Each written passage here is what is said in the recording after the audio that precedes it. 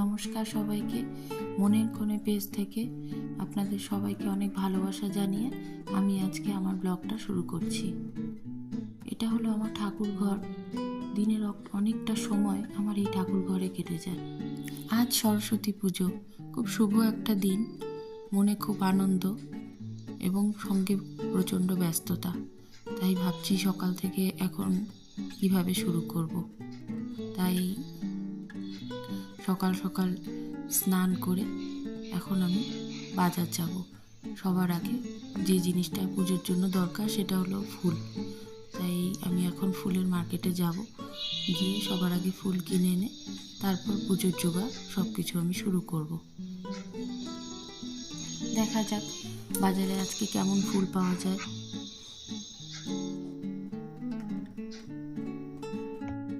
চলে এসেছি বাজারে। সরস্বতী পুজো উপলক্ষে অনেক ফুল, গাঁদা ফুল, সাদা ফুল, অনেক রকমের ফুল দেখে ভালো লাগছে। তবে সব থেকে বেশি যে ফুলটা দরকার সরস্বতী পুজোর জন্য সেটা পলাশ ফুল। সেই ফুলের চাহিদাও বেশি, দামটাও বেশি। তবে যাই হোক, ফুল নিচ্ছি। ফুল নেওয়া হয়ে গেলে এবার ঘরে গিয়ে আবার শুরু করব পুজোর জোগাড়।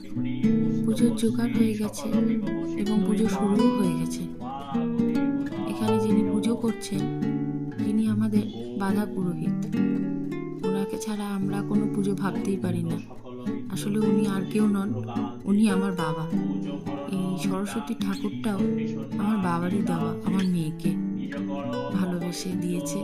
বলেছে যে মাটির প্রতিমাতে এখন আর পুজো না করে এই মার্বেলের মূর্তিটা যেন সব সময় থাকে, সেই জন্য উনি এই মূর্তিটা দিয়েছেন। বলেছেন যে সারা বছর সব সময় থাকবে, কোনো মাটির প্রতিমার দরকার নেই। আজকের এই পুজোতে সব থেকে বেশি খুশি হলো আমার মেয়ে। সে একটি শাড়ি পরে তার ভীষণ আনন্দ, তার দাদান পুজো করে দিচ্ছে।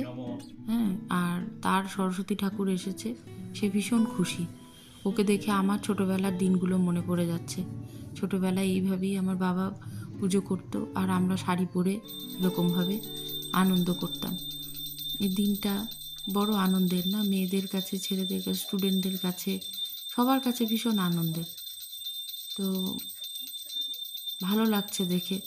এক সময় আমি আমার জন্য করতাম, এখন আমি আমার জন্য তো বটেই, এখন আমি আমার সন্তানের জন্যও পুজো করছি। পুজো হয়ে এসেছে প্রায়, এখন আরতি হচ্ছে। আরতি হয়ে গেলে আমরা সবাই অঞ্জলি দেব। এত ব্যস্ততার মধ্যে আমার আজকে আর শাড়ি পরা হয়ে ওঠেনি। তবে ছোটোবেলার মতন মনে হচ্ছে যে শাড়ি পরে যদি আমরাও বন্ধুদের সাথে ঘুরতে যেতে পারতাম ভালো হতো, বেশ আনন্দ হতো।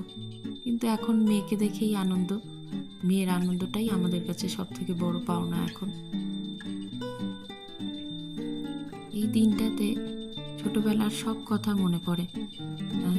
পড়তে না বসার আনন্দ, কুল খাওয়ার একটা ভয়, পুজোর আগে কুল খাওয়া যাবে না, সেই সব যে কী আনন্দ। আজ সব কিছু মনে পড়ছে। পুজো হয়ে গেছে, এবার সব গুছিয়ে রান্নাঘরে যাওয়ার সময়। আমার এই সরস্বতী পুজো আপনাদের কেমন লাগলো কমেন্টে লিখে জানাবেন। যদি ভালো লেগে থাকে লাইক আর শেয়ার করে দেবেন।